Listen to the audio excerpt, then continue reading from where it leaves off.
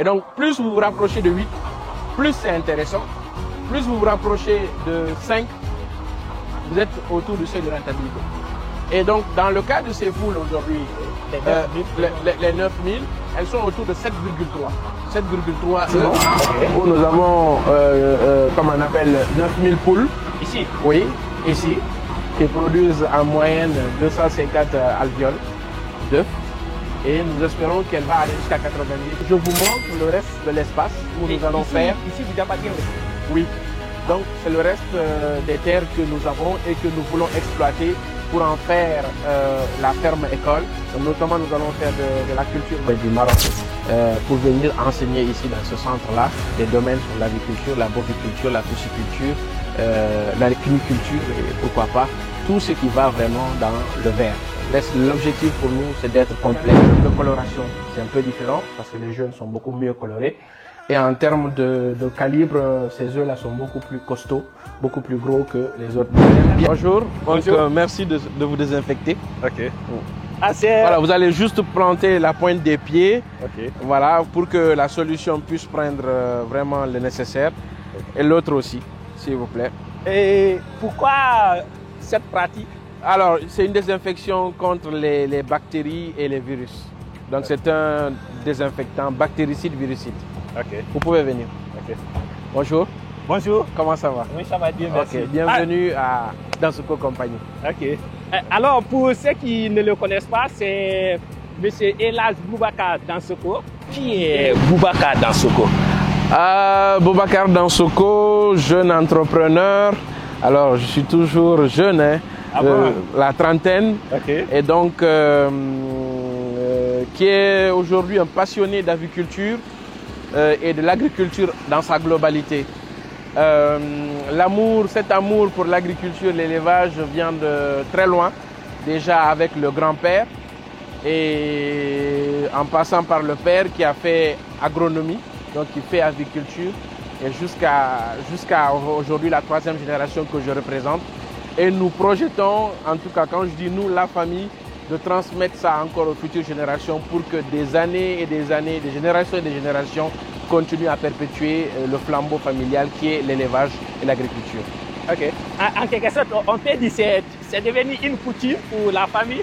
Oui, c'est depuis fort longtemps. Je pense que ce que moi j'ai pu retenir, c'est le grand-père qui avait beaucoup de bœufs. Il paraît qu'il en avait au moins 300 bœufs. Et donc, il arrivait que ma grand-mère amenait ses bœufs jusqu'en Sierra Leone pour pouvoir trouver du pâturage. Et donc, c'est l'histoire que dans la famille, on nous a raconté. Et c'est ce qui sûrement a passionné encore mon père à se lancer dans l'agronomie. Donc, pour apprendre beaucoup plus en détail l'élevage, la boviculture, qui est sa spécialité. Et aujourd'hui, l'aviculture, qui est l'activité qu'il a développée au sein de la famille. Je pense aujourd'hui, au moins, l'aviculture représente une activité phare de la famille. Et en termes de chiffres, je pourrais dire sur chaque alvéole qu'on a, au moins les 30% vient d'une famille ou d'un allié de la famille dans la production d'œufs en Guinée. Wow. Ouais. Ok. Maintenant, disons, nous sommes dans une grosse ferme là. Oui. Alors ici, cette ferme est composée de quoi ici? Alors, c'est une ferme qui est en construction. Okay. Aujourd'hui, nous avons une partie avicole qui est là, donc avec 2 bâtiments de 10 000 pondeuses chacune, donc qui fait 20 000 pondeuses au total, qui peut produire jusqu'à 600 alvéoles par jour. Aujourd'hui, nous sommes à 450. Ah bon? Oui, parce que nous avons 2 lots qui n'ont pas forcément le même âge, avec un décalage d'âge. Donc, je pense qu'on fait 450, ce n'est pas petit comme production, mais nous souhaitons vraiment nous élargir encore plus en faisant un 3e bâtiment qui va accueillir cette fois-ci 25 000 pondeuses. C'est un défi que nous mettons, une pression que nous mettons. D'ici 1 an, nous pensons que nous pourrons mettre en place un bâtiment de 25 000 pondeuses. Alors, au-delà de l'aviculture, nous voulons faire de ce site un centre de formation. Donc, une ferme intégrée, à l'image du centre Songhai, peut-être que beaucoup d'entre vous connaissent. Au Bénin? Voilà, le centre Songhai du Bénin. Okay. Donc, où nous avons derrière moi un rachat de terre, nous continuons à nous élargir en termes de terre, vu toutes les activités que nous voulons mener. Nous allons faire de l'aviculture, de la boviculture, nous allons élever des caprins, nous allons mettre ici comment on appelle, des centres agricoles où on peut faire des légumes, de la culture maraîchère. Et d'ailleurs, ça donne super bien parce que nos employés sont en train de s'exécuter aujourd'hui sur des courgettes, sur du concombre, et parce que la fiente de poule, ce n'est pas caché que c'est un bon fertilisant. Donc aujourd'hui, nous pensons qu'à l'étape finale, dans ce centre, vous aurez un peu de tout. De l'aviculture, en passant par la cuniculture, en passant par la pisciculture, puisque nous allons voir plus tard des bacs que nous avons ici à l'intérieur même de cette ferme, où nous voulons nous élargir à la pisciculture. Vous allez pouvoir avoir un centre complet où vous pourrez venir apprendre les différentes activités, vivre en immersion, être éloigné un peu de la ville parce que Bokeh, c'est à peu près à 300 km de Conakry. C'est trop bruyant, il y a trop de problèmes.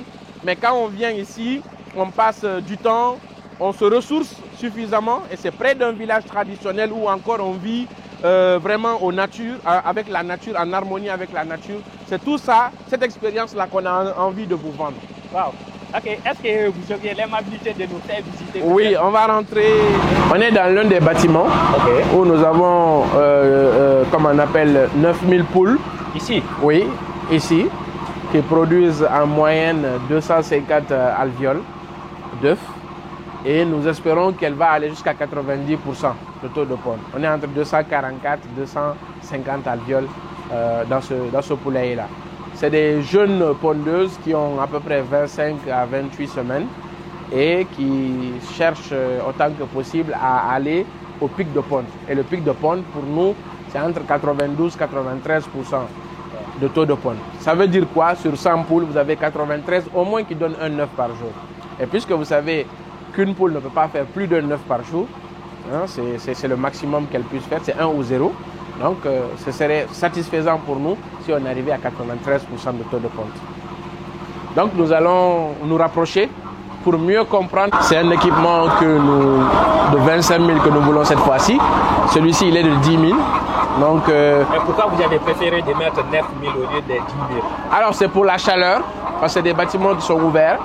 Et nous sommes à Bokeh, donc il y a une forte chaleur entre 40, 41, 42 degrés Celsius parfois.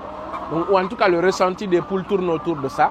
Et donc, nous n'avons pas voulu prendre le risque d'aller sur 10 poules par cage, hein, qui aurait donné 10 000. Nous avons préféré aller sur 9. Hein, non, pardon, nous avons préféré aller nous n'avons pas voulu faire les 6 poules par cage. Nous avons préféré aller à 5. 5 par cage, ce qui donne les 9 000 au lieu de donner les 6 poules par cage à 10 000. Voilà. En même temps, déjà, il y a une question qui me vient dans la tête. Pour les jeunes, par exemple, qui sont à l'étranger aujourd'hui, pour ceux qui sont là, qui se disent non, l'élevage, il n'y a rien dedans. Parce que, par exemple, moi, en voyant l'élevage dont pratiquaient mes parents, je me suis dit non, on ne peut pas être riche à travers l'élevage. Comment convaincre ces jeunes à s'intéresser à l'élevage en disant oui, c'est un domaine aussi qui peut rendre quelqu'un riche? Bon, écoutez, depuis 2015, je le répète, l'activité avicole, c'est une activité très rentable. Je ne dis pas rentable, mais très rentable. Elle rentre bien dans la moule et dans la moyenne. Et c'est une activité très liquide. Vous avez régulièrement beaucoup de cash flow qui circulent. Dans le domaine financier, ils appellent cash flow. Vous avez beaucoup de cash flow qui circulent. Mais en même temps, c'est une activité à risque. Et c'est le fait que ce soit une activité à risque qui fait que beaucoup de jeunes en ont peur. Et quand vous dites une activité à risque, c'est-à-dire? Oui, une activité à risque parce que c'est des êtres vivants que vous gérez et donc ils peuvent tomber malades. Il peut y avoir des maladies qui sont gérables comme la bronchite si vous avez donné la vaccination durant les premiers moments. Vous pouvez avoir des maladies éphémères qui peuvent passer avec un médicament qui peuvent se traiter. Mais vous avez également des maladies qui aujourd'hui on n'arrive pas et qui devient aujourd'hui une préoccupation nationale. Comme par exemple la grippe aviaire, quand elle survient, elle décime toutes les poules. Et c'est le cas aujourd'hui dans la zone de Mafreya, Koya et Forekaria où il y a eu la grippe aviaire il y a 2 ou 3 ans. Et beaucoup de fermes ont dû arrêter parce qu'il y a eu abattage systématique de toutes les pourquoi il y a eu l'abattage? Bon, c'est le protocole de l'Organisation internationale de l'élevage qui dit qu'il y a, lorsqu'il y a un phénomène de la grippe aviaire et qu'on détermine que le H, c'est-à-dire comment on appelle la virulence du virus, c'est un H5, un N1 ou un H5N quelque chose, il faut systématiquement abattre parce qu'on a peur que non seulement ça passe de l'animal à l'humain, comment on appelle, la maladie ne passe de l'animal vers les humains, des animaux vers les humains, mais également que ça ne puisse attaquer d'autres fermes encore et faire beaucoup plus de dégâts.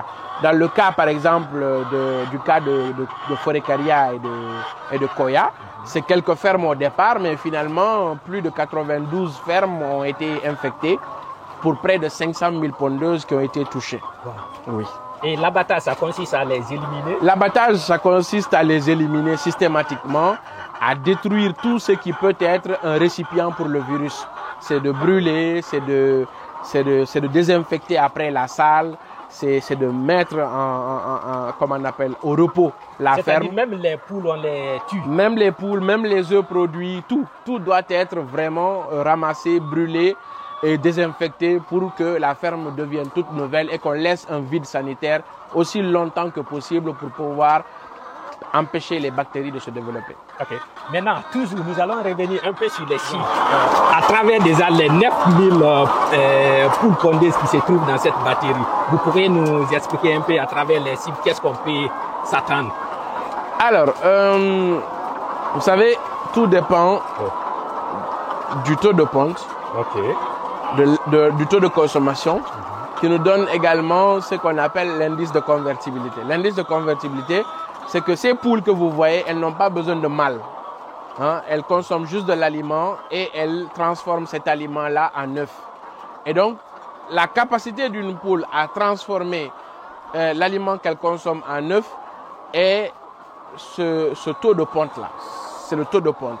Okay. Et grâce à cette performance, on peut être rentable. Parce qu'une poule, en principe, il y a une limite de consommation qui est autour de 120, 125 grammes, 125 grammes, en fonction de la richesse et de la pauvreté de l'aliment.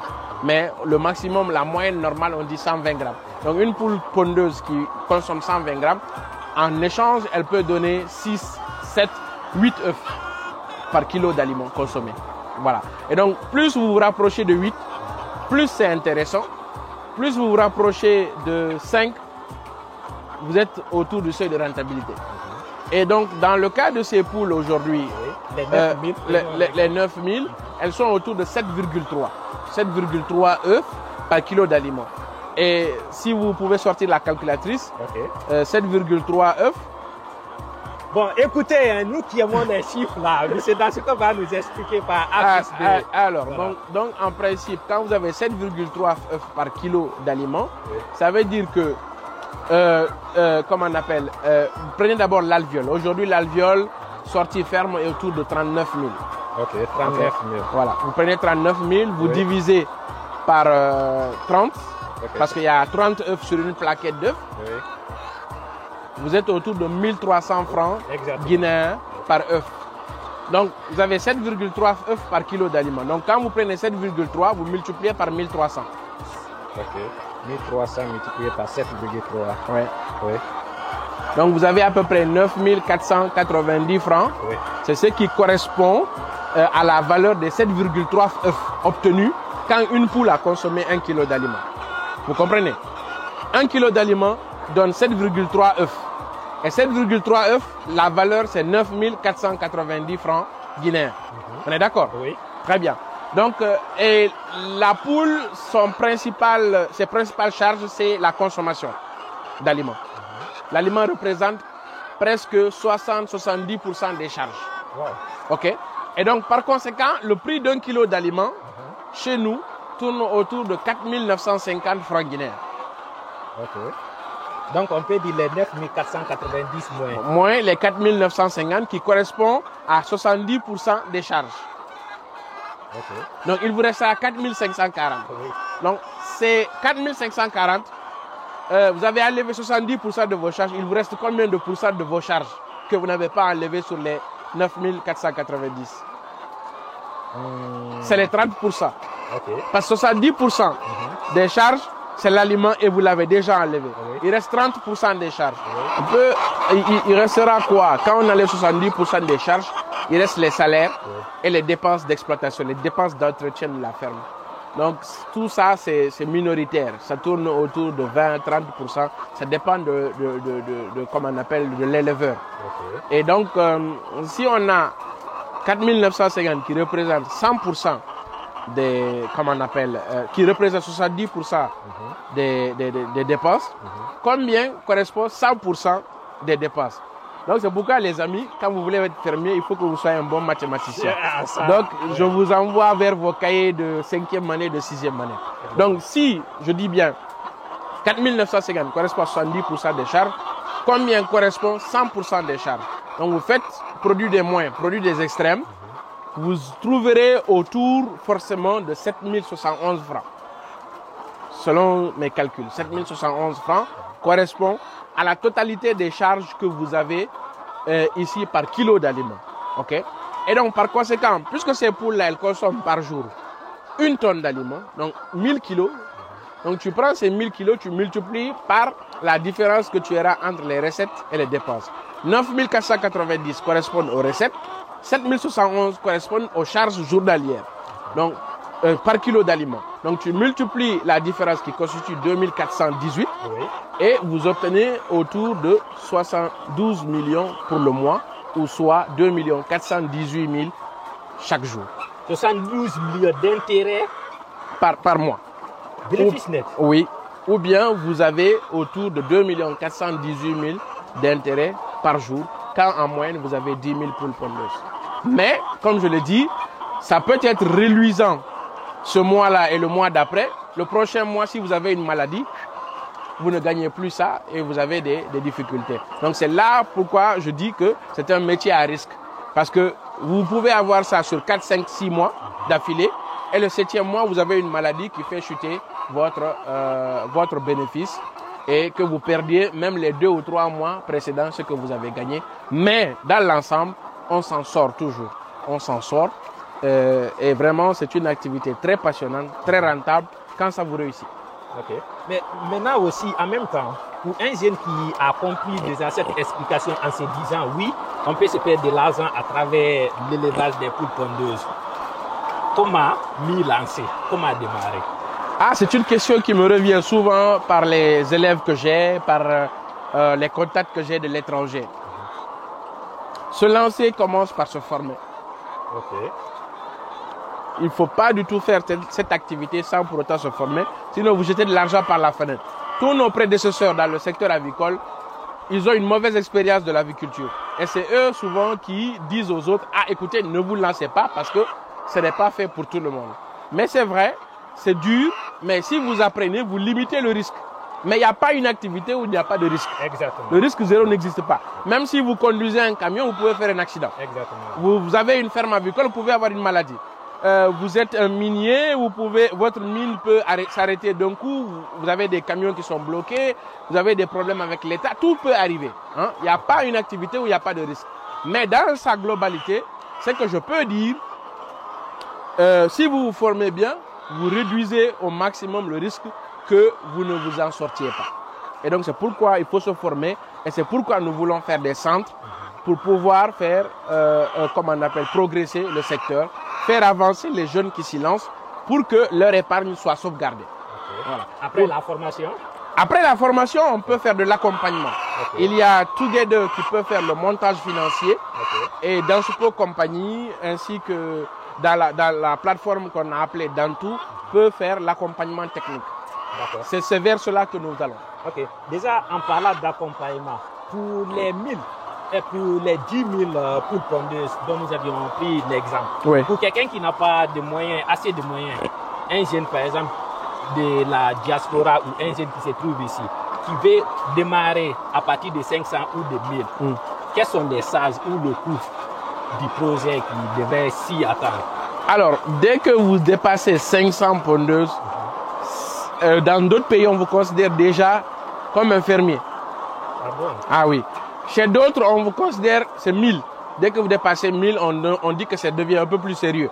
Donc, il faut que vous ayez toutes les contraintes que quelqu'un devrait avoir.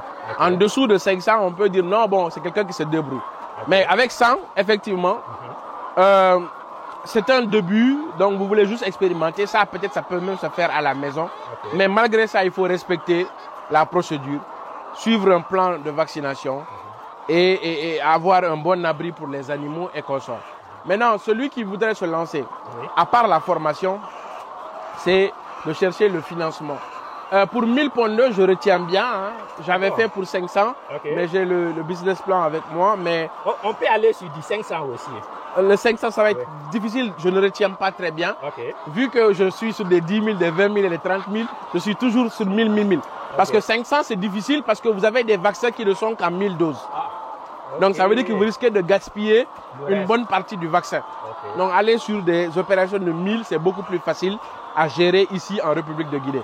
Les pharmacies ne font pas des 500 doses, ils font des 1000 doses. Donc, les 1000 doses, sur ce que je peux vous dire, en partant de rien du tout, c'est trop costaud parce qu'on parle, sans les terres, on parle même de 200 000, 20 000 $. Oui, en partant de rien. C'est-à-dire, vous n'avez pas les terres, vous n'avez pas les poules, vous ne les avez pas élevées, vous n'avez pas l'aliment, vous n'avez rien. En partant de rien, pour 1000 pondeuses, on est autour de 200 000. Non, pardon, 20 000 $. Mais si maintenant vous voulez rapporter ça à 100... 20 000 $, ça fait combien en francs guinéens? Autour de 200 millions. Mais quand vous divisez ça par 10, hein, vous êtes autour de 20 millions. Voilà, donc vous êtes autour de 20 millions pour que vos poules, vous les ayez, que vous construisez un abri, que vous les avez jusqu'à ce qu'elles commencent à pondre. Vous cherchez autour de 20 millions. Quand vous voulez faire juste 100. Et ces 20 000 euros sont répartis en quoi et quoi? Non, les 20 000 $ sont répartis entre la construction de l'abri, l'achat du terrain, l'achat des poussins, l'alimentation des poussins jusqu'à ce qu'elles commencent à pondre, parce que ça fait 6 mois. Avant que les poules ne commencent à pondre? Elles commencent à pondre au bout de 4 mois, 2 semaines. Mais elles seront vraiment au seuil de rentabilité autour de 22 semaines, ce qui correspond à 5 mois et demi. Hein? Donc, ces 5 mois et demi de consommation font partie des 20 millions. Également, les charges salariales. Si c'est vous-même, vous votez un petit salaire. Si c'est quelqu'un d'autre que vous devez le rémunérer, est-ce que vous voyez? Et les vaccins que vous avez achetés, les prestations de services, de votre vétérinaire ou consort, tout cela, tout, jusqu'à ce qu'elle puisse être au seuil de rentabilité, vous avez à peu près 20 millions quand il s'agit de 100 poussins, et quand il s'agit de 1000 pondeuses, vous avez autour de 20 000 $. Maintenant, si la personne investit sur les 1000 poules pondeuses, à quel moment la personne peut s'attendre à amortir son investissement? Non, dès que la poule atteint la 22e semaine, les 50% de taux de pond, ça veut dire que sur l'ensemble des poules, la moitié au moins pond, vous avez déjà le seuil de rentabilité. Donc ça veut dire que les poules commencent à rembourser maintenant. Mais si c'est bien tenu, si c'est mal tenu, les poules, elles peuvent aller jusqu'à 9 mois ne pas pondre. Ah oui, il y a certaines personnes qui se sont lancées à l'aveuglette. Attention, certains ont des poules qui vont jusqu'à 9 mois et ne pas pondre. Alors qu'à 4 mois, 2 semaines, en principe, elles doivent commencer à pondre. Mais ça, si la ferme est mal gérée, si les poules sont mal entretenues, elles n'ont pas été bien démarrées, elles n'ont pas eu une alimentation équilibrée, elles n'ont pas eu l'abri qu'il faut, elles n'ont pas eu la ventilation nécessaire, oui, on peut avoir un retard sur la rentrée en pondre. Et c'est ce qui fait que certains échouent dans l'activité. Donc voici un peu ce qu'il y avait à dire sur les pondeuses. Après, sur le poulet de chair, il y a une autre variété. Malheureusement, ça fera l'objet peut-être d'une autre communication, d'une autre vidéo, où cette poule-là, au bout de 35 jours, vous avez 2 kilos de poids vivant. Donc ça, c'est très intéressant. Malheureusement, on a 80 000 tonnes de poulet congelé importés. Et c'est dommage qu'on ne remplace pas cela par une production nationale où beaucoup de jeunes pourraient vraiment se créer de l'emploi. Une dernière question. Le choix de l'environnement de construction de sa ferme. Un lieu isolé, comme on l'a dit à l'entame de comment on appelle, de cette interview. Il y a l'isolation, il faut que ça soit délimité. Hein, l'espace ne doit pas être trop vaste au point qu'on ne puisse pas gérer, au point qu'on ne puisse pas circuler. Il faut que ça soit loin du bruit, d'accord. Il faut que ça soit pas trop humide. Il ne faut pas que ça soit trop humide. Il faut aussi de la disponibilité en eau. Je l'ai dit, c'est la première chose qu'on cherche à savoir sur le site, s'il y a de l'eau. Il faut que ça soit loin des animaux sauvages qui sont capables de transmettre des maladies, comme les oiseaux migrateurs, qui sont souvent des porteurs sains de la grippe aviaire, ou bien les chiens, les chats, qui sont des porteurs sains, qui peuvent avoir la maladie, mais qui n'en tombent pas malades. Oui, les rongeurs, les rats, tout ça, on doit lutter contre ces animaux sauvages-là pour éviter que ces derniers ne transmettent la maladie d'un bâtiment à un autre, d'une ferme à un autre. Okay. Maintenant, est-ce que vous avez des difficultés que vous rencontrez aujourd'hui dans l'élevage ici? Oui, la chaleur, la gestion de la chaleur dans les fermes, c'est un problème sérieux. Il faudrait aller en bâtiment fermé avec système de ventilation contrôlé, mais ça aussi, ça demande de l'énergie. Et ici, nous sommes à 3, 4, 5 km de la dernière borne électrique. Donc ça veut dire qu'il faudrait tirer la ligne jusqu'ici pour pouvoir faire fonctionner un bâtiment fermé. Ou bien aller sur un groupe électrogène et qui va coûter un peu plus cher. Donc en attendant, nous avons la lumière solaire ici. Et de notre côté, nous utilisons encore des bâtiments qui sont ouverts. Mais quand on va faire une ferme de 25 000 pondeuses, c'est tentant d'aller vraiment sur un bâtiment fermé avec système de ventilation. Tout est possible. Parce qu'il y a certaines personnes aussi ou des éleveurs qui se plaignent en disant que souvent ils assistent à des cas de vol ou des trucs comme ça. Oui, Est-ce que c'est vous ici? Bon, chez moi, oui, j'ai eu plusieurs tentatives de vol ici, des vols de batterie, des vols de quelques œufs. Ça arrive souvent. Mais bon, renforcer la sécurité et pourquoi pas mettre des caméras de surveillance pour pouvoir décourager ou désintéresser la personne qui voulait vraiment tenter un vol auprès de chez vous. Bon, et aussi jouer vraiment l'apaisement avec les communautés alentours.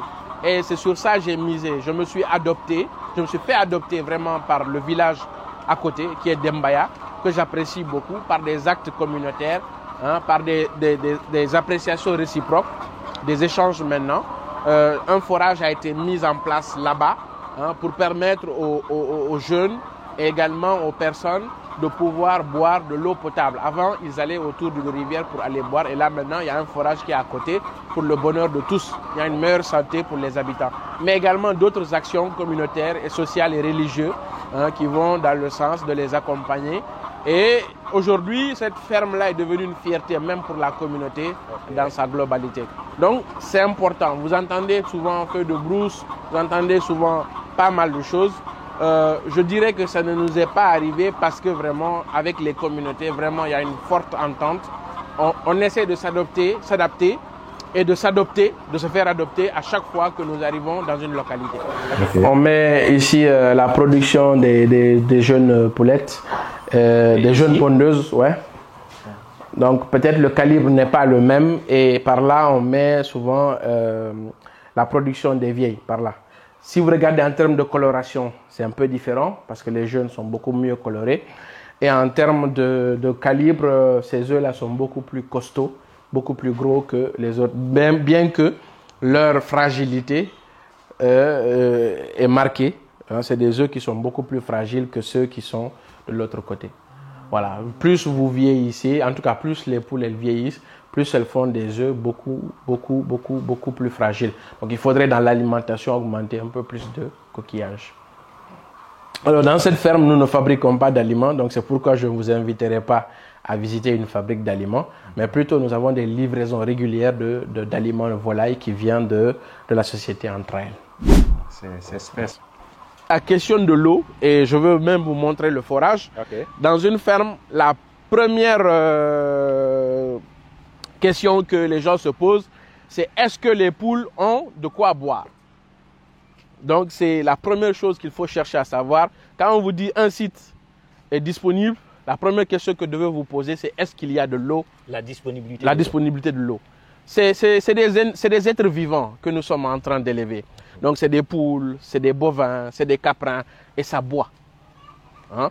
Ça boit même plus que ça ne mange. Et quand il s'agit de poules, le ratio c'est 2 fois, parfois 3 fois. Une poule boit 3 fois plus qu'elle ne mange.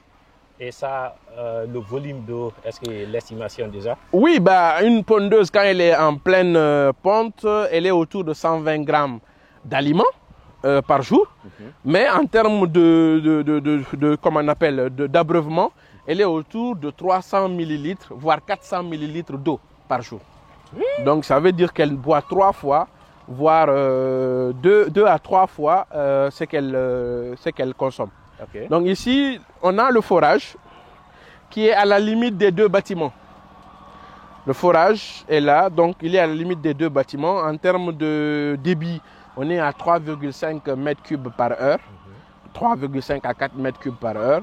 Donc qui peut nous permettre de renouveler le stock, les bacs d'eau, les réservoirs de bacs d'eau que nous allons incruster et que vous allez pouvoir voir tout à l'heure. On a un volume d'eau d'à peu près 4000 litres que nous pouvons alimenter en 1 heure de temps et éteindre, éteindre la pompe et attendre encore que ça se vide avant de renouveler. Nous allons pouvoir voir tout à l'heure quelle est la consommation journalière en termes d'eau de cette ferme. Ouais. Maintenant, nous sommes à la limite comment on appelle, des 2 bâtiments et je vous montre le reste de l'espace où nous allons faire... Ici, vous appartient aussi? Oui. Donc, c'est le reste des terres que nous avons et que nous voulons exploiter pour en faire la ferme école. Donc, notamment, nous allons faire de la culture maraîchère ici. Hein, nous voulons faire, parce que nous sommes dans une zone où il y a plein de sociétés minières. Il y a 14 sociétés minières, paraît-il, à Boké, où nous voulons leur vendre des courgettes, nous voulons leur vendre des poivrons, des concombres, tout ce qui est légumes en forte. Après une bonne étude de marché, tout ce qui serait intéressant, avoir un bon calendrier maraîcher et voir comment s'exécuter ici pour faire du maraîchage. Que le reste de la terre serait consacré aux cultures maraîchères, mais également aux dortoirs pour les centres, dortoirs masculins, dortoirs féminins, le bloc des professeurs, puisque nous voulons vraiment de l'excellence, donc nous serons prêts à prendre de l'expertise parfois aussi ailleurs, mais également à l'intérieur au niveau national, mais également prendre de l'expertise ailleurs, des partenaires qui viendraient de Tunisie, des partenaires qui viendraient du Maroc, pour venir enseigner ici dans ce centre-là des domaines sur l'aviculture, la boviculture, la pisciculture, la cuniculture et pourquoi pas tout ce qui va vraiment dans le vert. L'objectif pour nous, c'est d'être complet et d'être dans une ferme intégrée où il y a un peu de tout. Et quand vous sortirez d'ici, un jeune qui sortirait d'ici pourrait vraiment être polyvalent ou bien vouloir simplement se spécialiser dans la matière, dans la matière qu'il voudra. Voilà. D'accord. Déjà, en vous comprenant, l'inspiration venant du centre Songhai, ouais. Et aussi au-delà, dans le pays voisin du Sénégal, nous voyons aussi Gefzone. Ouais. Pensez-vous qu'il est opportun de créer un centre? Oui. Oui, bah, déjà au vu de multiples personnes ou des multiples compatriotes qui se rendent au Sénégal pour apprendre avec Gefzone, qui est aussi un partenaire, un gars que j'apprécie énormément pour les initiatives, oui, Chonyan, pour les initiatives qu'il a eu à faire au Sénégal, que je rencontre régulièrement aussi quand je vais au Sénégal.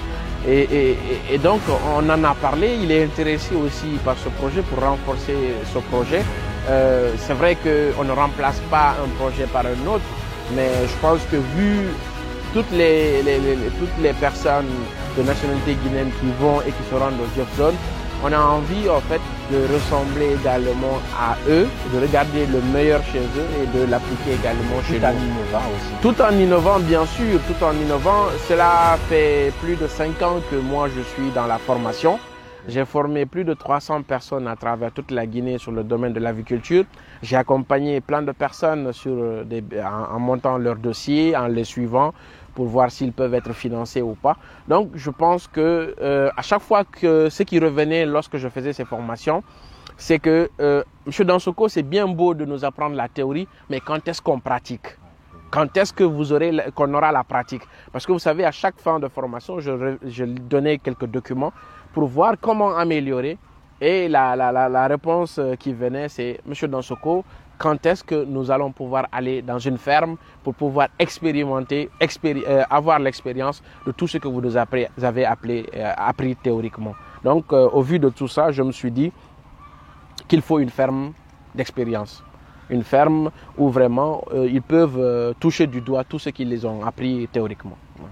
Ah, c'est bien ça. L'idée déjà, elle est bonne. Oui, merci beaucoup. Donc, alors le terrain, il est vaste. Il est sur 4 hectares et demi.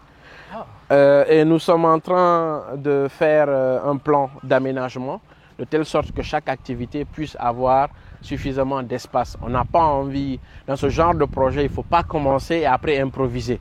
Donc, vous avez besoin vraiment de classer chaque activité sur son espace et de prévoir dans 10 ans qu'est-ce qui va se passer.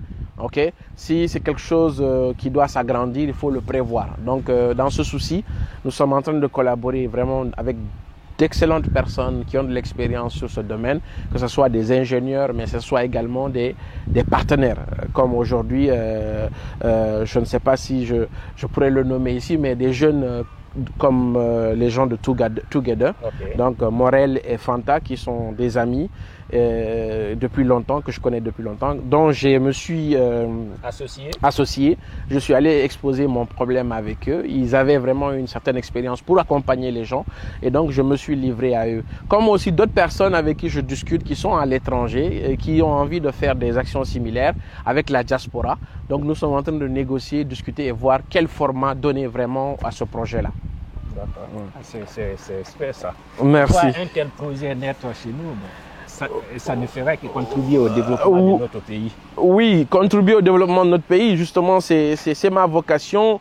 Je me suis toujours dit qu'avec l'agriculture et l'aviculture, qu'on peut arriver vraiment à développer la Guinée. Si on regarde bien les pays européens aujourd'hui, qu'est-ce qui les ont permis aujourd'hui d'arriver à ce stade? C'est la révolution industrielle. La révolution industrielle est venue d'une révolution d'abord agricole. Hein, donc ils ont produit suffisamment de pommes de terre, ils ont produit suffisamment de produits agricoles en excédent et il fallait vraiment penser à quoi en faire. Et donc ils ont commencé à créer des industries pour pouvoir transformer tout ça. Les pommes de terre, on a commencé à faire des chips, on a commencé à faire de la farine de pommes de terre avec. On a changé parce qu'on avait un problème sous la main, il fallait trouver des alternatives. Le blé, on a commencé à en faire une farine. Le riz, on a commencé à faire du décortiquage, à le rendre beaucoup plus lessivé, beaucoup plus... Sinon, avant, c'était à l'état de nature. Vous avez besoin d'une mangue, vous venez ramasser la mangue et vous la mangez comme ça. Là, aujourd'hui, on parle de mangue séchée en Guinée. On parle de mangue... C'est ça, c'est quand on produit suffisamment et qu'on arrive à nourrir tout le monde avec et qu'on a un excédent qu'on commence à penser à exporter, qu'on commence à penser à transformer. Et donc, je me dis que si nous voulons faire une révolution agricole en Guinée, il faut d'abord former les jeunes. Les jeunes ne sont pas formés et les jeunes ne sont pas informés aussi. Pourquoi ils ne sont pas informés? Parce qu'ils pensent que des activités comme la nôtre, c'est des activités qui sont salissantes et qui ne rapportent pas grand-chose. C'est ça le problème. Et là, aujourd'hui, nous avons envie de leur prouver qu'en faisant une activité agricole, en faisant une activité de ferme, on peut être rentable, on peut vraiment gagner en fait ce combat-là. Voyons des jeunes qui sont dans des endroits ou qui restent dans des zones de confort en pensant que les activités agricoles ne sont pas rentables.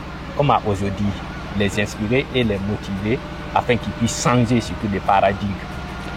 Oh, le paradigme, et moi je pense que la réussite guinéenne des jeunes de la Guinée passerait forcément par une prise de conscience.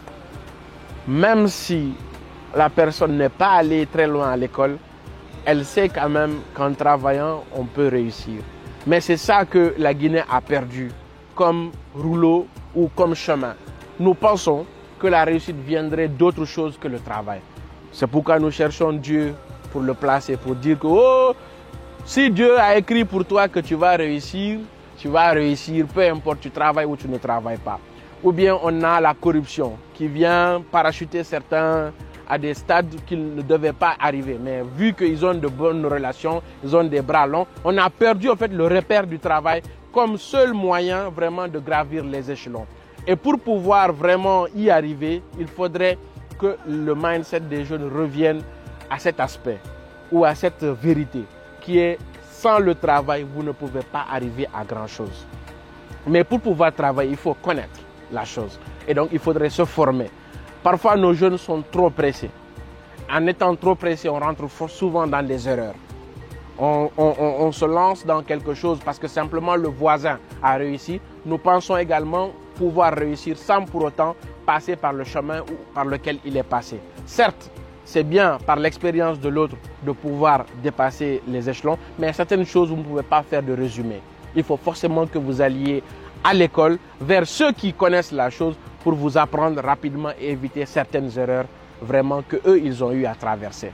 Et donc, moi, je dirais que pour développer la jeunesse, pour les amener très loin, c'est de créer des centres comme ça, capables de les regrouper, capables de les rassembler autour d'un idéal qui est, puisqu'on parle aujourd'hui de 2040, donc 2040, que d'ici 2040, qu'au-delà des mines, que la Guinée soit également un géant agricole qui est en train de produire en suffisance certains produits pour les exporter. Ouais. Alors, cette dernière partie, nous allons vous demander, tantôt nous attendons à travers les échos que le jeune qui se trouve dans sa trentaine, qui évolue dans l'élevage et qui n'est plus méconnu dans ce secteur, aspire à peut-être être un certain futur Dangote de la Guinée. Aujourd'hui, M. Dansokho, si on vous demande, quelles sont vos aspirations? Alors, Dangote, c'est très prétentieux. Voilà, je pense que je suis moi-même, et que je cherche à emprunter un chemin de réussite.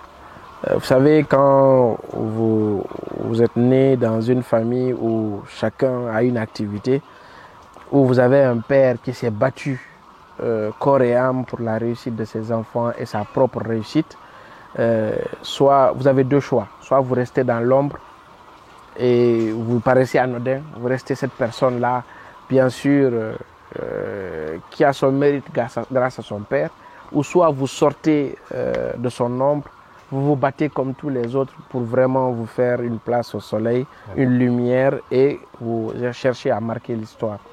Moi, j'ai choisi la deuxième option, celle de sortir, de bien sûr capitaliser ce qu'on m'a appris et ce que j'ai hérité, mais pour pouvoir sortir et améliorer et bonifier pour que je puisse moi aussi graver mon nom à travers l'histoire. C'est-à-dire, parce qu'il y a des enfants aujourd'hui, lorsque leur papa a réussi presque tout, ils se contentent juste de ça. Vous voulez en faire un peu plus. J'essaie de sortir du rang, de me créer mes relations, de me créer vraiment un environnement favorable pour un développement. Mais tout cet objectif-là, c'est marquer l'histoire. Marquer l'histoire. Le meilleur moyen pour un individu de rester dans l'histoire et de ne pas être oublié, c'est quand vous dépassez les actions de tout un chacun. Vous sortez de l'ordinaire. Si vous voulez marquer les esprits, il faut sortir de l'ordinaire. Il faut faire ce que quelqu'un d'autre n'a jamais fait. Et en le disant, je ne le dis pas dans le sens où il faut le faire de façon négative, mais il faut s'illustrer positivement. Aujourd'hui, il n'est pas caché ce que le papa a eu à faire en termes d'action, en termes de réalisation, en termes d'apport sur le domaine de la ferme. Mais en tant que pilier et flambeau, je cherche vraiment à sortir des rangs pour pouvoir m'affirmer et pouvoir me présenter. Et il y a un punch rap de Youssoupha qui m'a plu beaucoup, là où il dit avant on disait que c'était le fils de Taboulaye, et maintenant on dit que c'est le père de Youssoupha. Et donc je cherche à faire la même chose. Aujourd'hui on dit Boubacar, le fils de Mamadou Dansokho. Je cherche que plus tard on dise c'est le père de Boubacar Dansokho. Et pour cela il faut agir dans le bon sens, et c'est ce que je cherche à faire. Donc sur le domaine de l'avicole, qui est aussi avicole, qui est ma passion pour moi et mon père, c'est vraiment de me performer, de m'améliorer. Je me forme toujours. Et sur le domaine de la fédération, là où il n'a pas pu aller. Non, j'y venais, vous avez été. Je cherche à y aller voilà, également. quand vous m'aviez précédé, j'aimerais juste poser cette question. Tantôt aussi, nous avions appris prési. Ouais. Et en demandant aux gens, il y a certains qui nous ont dit qu'il est président d'une fédération. Ouais. Alors nous sommes allés jusqu'à creuser en profondeur pour savoir il s'agissait de quelle corporation. D'autant nous ont dit qu'il s'agit de la coopération des agriculteurs de Guinée. Ouais. Qu'est-ce que ça fait aujourd'hui d'être un jeune qui est dans sa trentaine et qui devient président d'une fédération à envergure nationale? Alors, c'est vrai que j'ai 30 ans et que je suis président d'une fédération, mais ce n'est pas quelque chose de nouveau pour moi, parce que ça fait 12 ans aujourd'hui que je suis dans le secteur avicole. Toute activité cessante. Okay. Mais bien avant, je suis né dans une ferme. Donc, disons les 30 ans, c'est les 30 ans d'expérience dans le domaine avicole, que ce soit enfant ou adolescent ou adulte. Donc, je dirais qu'il y a beaucoup d'engagement. Cette fédération, elle a commencé le 13 décembre dernier. Et le nom déjà de la fédération, c'est quoi? C'est la FINA, la Fédération interprofessionnelle nationale avicole. Okay. La première année de la fédération vient d'être fêtée le 13 décembre dernier, donc il y a 2 ou 3 jours. Et en tant que président, les défis sont énormes parce que c'est un secteur qui, bien qu'il est porteur, bien qu'il est rentable, il est un peu marginalisé. Et on a besoin vraiment de le mettre au centre pour que ça puisse vraiment être un pourvoyeur de fonds, de revenus pour les jeunes, mais également un lieu de création d'emplois. Okay. Et je suis persuadé de cela. On a une mine d'or qui est le marché du poulet de chair qui est en train de dormir. Je pense qu'avec le poulet de chair, banalement, on est à plus de 500 000 emplois qui est possible d'être créé, d'emplois directs et indirects qui est possible d'être créé pour les jeunes. Mais hélas, il faut beaucoup plus de courage de la part de nos autorités pour pouvoir pas interdire forcément de façon drastique quand on n'a pas... Est-ce qu'on peut dire que ça constitue un défi aujourd'hui? Oui, pour moi, c'est un idéal qui m'empêche de dormir, sincèrement. J'ai envie vraiment que la filière avicole et particulièrement le développement de la production de chair se réalise. Pour moi, même si au bout des 3 ans de mon premier mandat, j'arrive à réaliser cette action, pour moi, je dors tranquille et je peux même vraiment chercher à aller ailleurs, à d'autres défis. Mais sincèrement, pour moi, voir, même si c'est 15-20% de l'importation de poulet, sachez qu'il y a 80 000 tonnes de poulet qu'on importe en République de Guinée et qui est consommé par nous-mêmes encore les Guinéens. Il suffit qu'on inverse cela et que l'on produit ici pour que d'autres jeunes sortent de l'oisiveté pour pouvoir se lancer dans l'aviculture. Je pense qu'il faut du courage de la part de l'État, il faut du courage de la part de la population, mais il faut également du courage du côté des aviculteurs que nous sommes. Et pour notre côté, vraiment, je pense que les débuts sont là. On est allé en fédération. On essaie autant que possible d'aller rencontrer des Marocains qui sont un bon exemple. Cette année, le Maroc a fait 500 millions. Donc je disais tantôt que 500 000, les Marocains ont une interprofession qui calcule, qui décrit une stratégie où ils ont une production annuelle de 500 000%. Alors qu'en Guinée, c'est un pays où il n'y a pas encore de chiffres. Et donc, le défi de la fédération, c'est d'avoir des chiffres concrets, d'établir une stratégie complète sur le volet pondeuse, mais le volet chair également, et de voir nos autorités avoir ce courage à 2 mains et vraiment de pouvoir nous aider à inverser la tendance, cette courbe. Les 80 000 poulettes, les 80 000 tonnes de poulets congelés que nous importons peuvent aujourd'hui, s'ils sont transformés en une production intérieure, peut vraiment créer jusqu'à 500 000 emplois et plus. Et l'effet bonificateur et l'effet multiplicateur des fabriques d'aliments, des pharmacies vétérinaires qui vont vendre les médicaments et des cabinets, des multiples cabinets conseils qui peuvent se greffer à ce projet et pouvoir accompagner les jeunes dans la réalisation de leurs projets. Je pense que ça peut vraiment créer une économie d'échelle. Et vous savez, des marchés comme la sous-région, comme la Sierra Leone, le Libéria, ce sont des marchés vraiment très ouverts à la République de Guinée. Pourquoi pas produire pour exporter? Parce que c'est aussi des importateurs de poulets congelés. Donc au-delà des 80 000 tonnes que les Guinéens importent, vous avez l'importation de la Sierra Leone et l'importation du Libéria qui peuvent être renversées en une demande adressée, en une opportunité pour la République de Guinée qui pourrait exporter vers ces différents pays-là. Donc la fédération vient à point nommé où les agriculteurs ont compris. Maintenant, c'est à eux de faire comprendre leur État, mais également de faire comprendre la population que nous demandons vraiment tout son soutien. Ok. Et maintenant, en même temps aussi, qu'aimeriez-vous que les gens retiennent de vous lorsque vous ne seriez plus président de cette fédération? Celui qui a donné la voix, qui a porté le flambeau, qui s'est battu corps et âme pour que les agriculteurs se sentent mieux chez eux et soient vraiment en pleine harmonie avec l'État.